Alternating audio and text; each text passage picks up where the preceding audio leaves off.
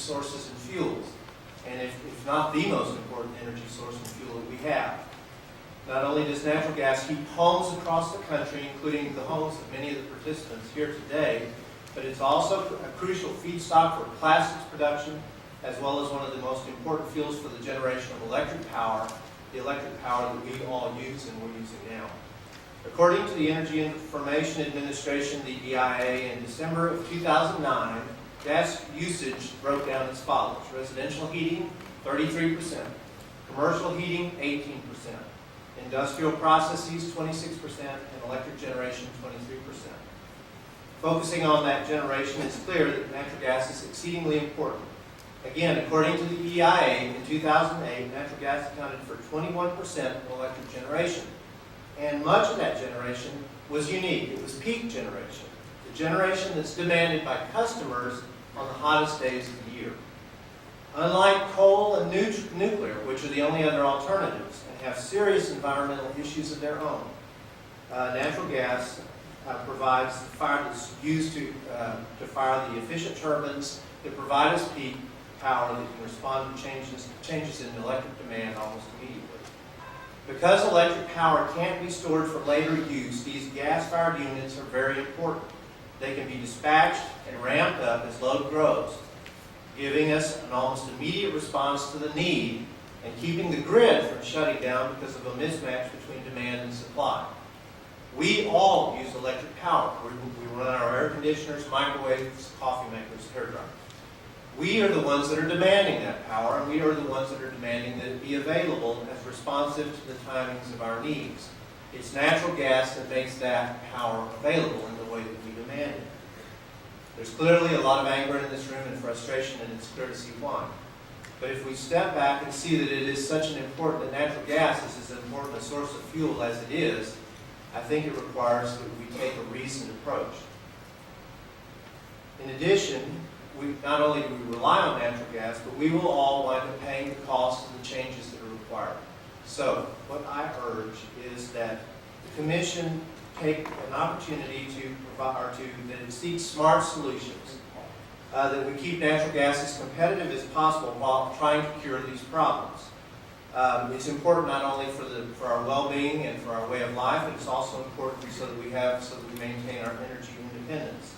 And it's crucial to reducing our greenhouse gas footprint. I urge the Commission to, again, be thoughtful in its review. The worst thing the Commission could do is to impair natural gas's competitiveness vis-a-vis these other fuels.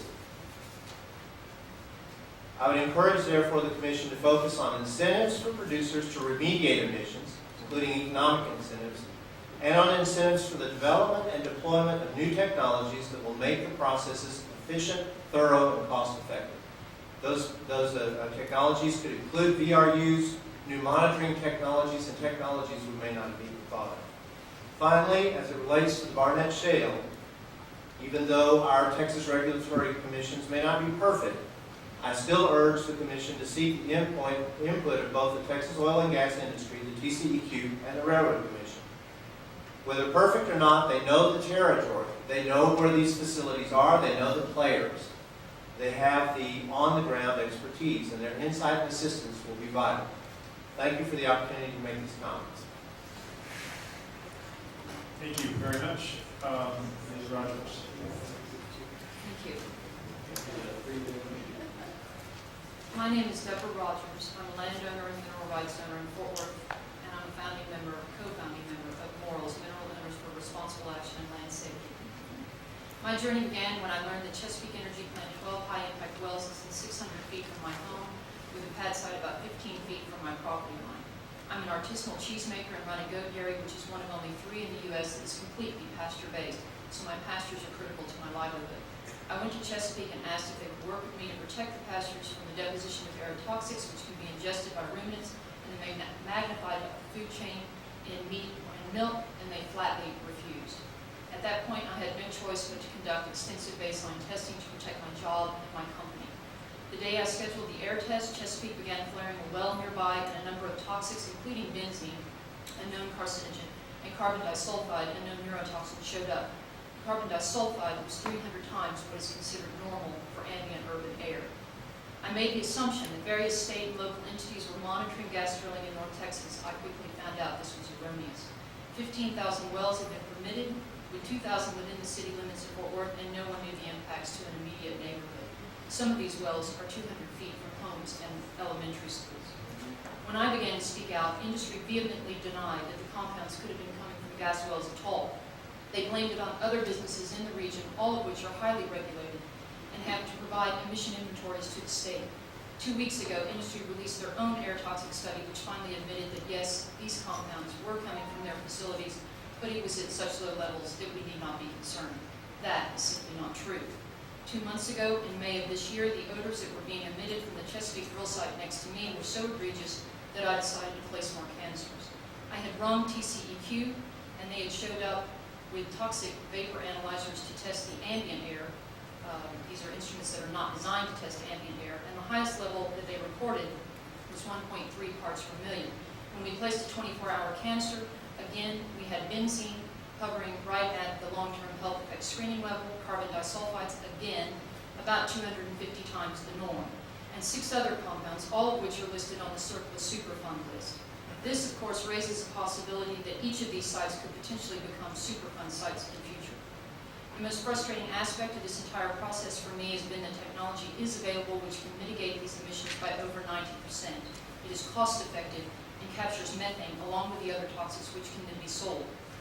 It's estimated that these technologies will pay for themselves in as little as 2 months, but it is not being used in North Texas, with the exception of DFW Airport because the FAA would not sign the lease unless such technologies were used. The reason being that they knew the gas drilling emissions would put them in non-attainment status. But it also begs the question, why use these technologies around airplanes but not around human beings? I have personally spent $30,000 on testing just to protect my job. Further, most private citizens cannot spend $30,000 on testing and should not be asked to. Every time I think about it, it makes me angry. The right to clean air and clean water ought to be a basic human right that everyone is entitled to in this country, but clearly that is not the case when you come up against oil and gas extraction. They are exempt from every major environmental law, including the Clean Air Act and the Clean Drinking Water Act. Here in North Texas, we are far down this road. We know what is being emitted, and we know that it is toxic. We know it is a danger to human health and the environment, and these emissions must be mitigated immediately. Protective measures like low or no emission technology, which is nothing more than the best control technology, must be mandated because these companies simply will not use it otherwise. It cannot be an option. The irony of this to me is that we have done this industry a disservice by exempting them from every major environmental act. Quite simply, they have not kept up with technological advances which would have occurred and have indeed occurred in other industries who must meet more stringent requirements. The equipment and the processes used today by this industry are in many cases antiquated. Occasionally, a new hydraulic electric rig will be seen around town and it stands out like a sore thumb. Flaring has been considered antiquated for years and is banned in most first world countries. Diesel exhaust and particulate matter which billows off these sites in ominous black clouds is a known air toxic which can be easily mitigated with the latest technology and is not being used by this industry simply because no one requires it. We have heard a great deal about the economic benefits of Barnett Shale and shale gas plays in general. Devon Energy, however, was recently downgraded by one of our most preeminent financial analytical firms in this country. Devon's exposure to Barnett Shale was given as the reason for the downgrade. Barnett Shale, they said, is a play in severe decline. Production data filed with the Texas Railroad Commission shows that fracs have increased 46% in 2009 for only a 10% increase in production. Not only is this an egregious waste of water, but the emissions generated by this additional fracking activity are growing for very little extra gas. To cloak this in a red, white, and blue cloak and proclaim it as salvation and energy independence is misleading at best.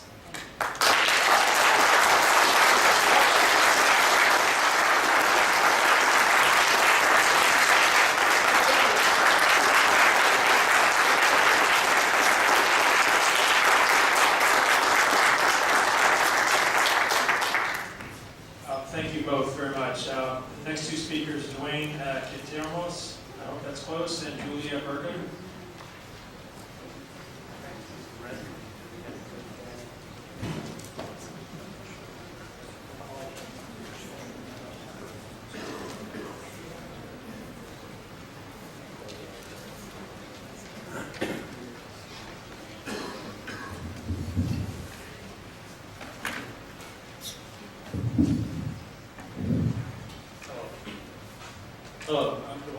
Farmers. I live here in Arlington, which is in the Barnett Shell.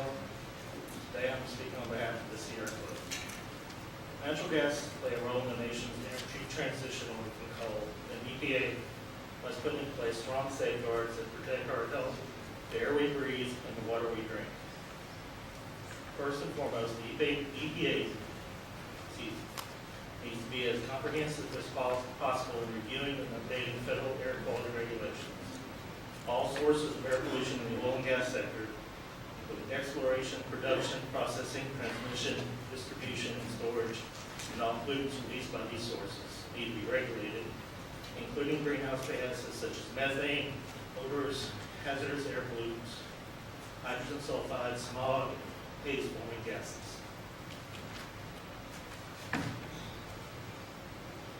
Adopting any new rules, EPA should provide exceptions to compliance in the case of startups, should not provide exceptions to compliance in the case of startups, shutdowns, malfunctions, or any other situation. These loopholes affect the immediate communities at a greater rate than any other loophole within the current rules and regulations. For the sake of public health and welfare, continuous compliance needs to be assured, and no community should be exempt from this protection, particularly not the community closest in location to the facility in question. Air emissions occur throughout every stage of exploration, production, and transmission, and should be carefully regulated throughout the entire life cycle of the well or play.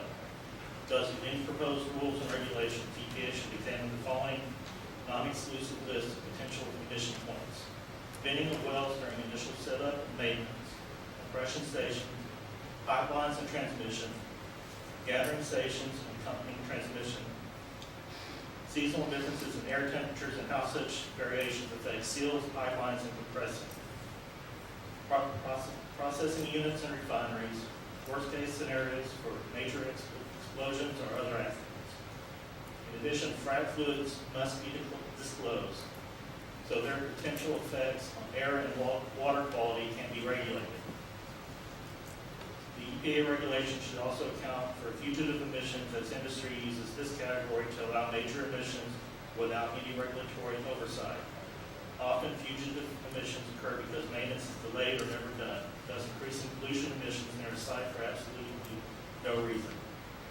EPA should provide a floor of regulations for these type of emissions to encourage best practices for industry participants and to ensure that the public is protected. Of particular importance in the Barnett Shale are the unforeseen air emissions of benzene and other highly carcinogenic compounds, often referred to as the BTEX compounds. For example, the town of Dish, Texas, at its own expense, found high concentrations of carcinogenic and neurotoxin compounds in ambient air near people's homes. Citizens of municipalities should not be required to conduct baseline testing at their own cost in order to demonstrate that industry is at fault for perceived change in air quality. The EPA should work to mandate baseline testing for both air and water quality to ensure that industries that are making profit off of our natural resources adequately protect the air we breathe and the water we drink. Likewise, citizens or communities should not have to pay for the follow-up test to show whether pollution has occurred. Examples of basic pollution controls that should be required are: 1, electric motors rather than diesel used to drive gas compressors and other stationary infrastructure. 2, condensate tanks should be equipped with vapor recovery units to monitor and control VOC emissions. And 3, pipeline networks should be equipped with no bleed, pneumatic valves, and fittings. These basic updates could immediately provide real benefit to communities. Unless forced to adopt best available controls, oil and gas entities will continue to avoid these types of updates. Open pits containing hazardous chemicals or fluids or flowback should receive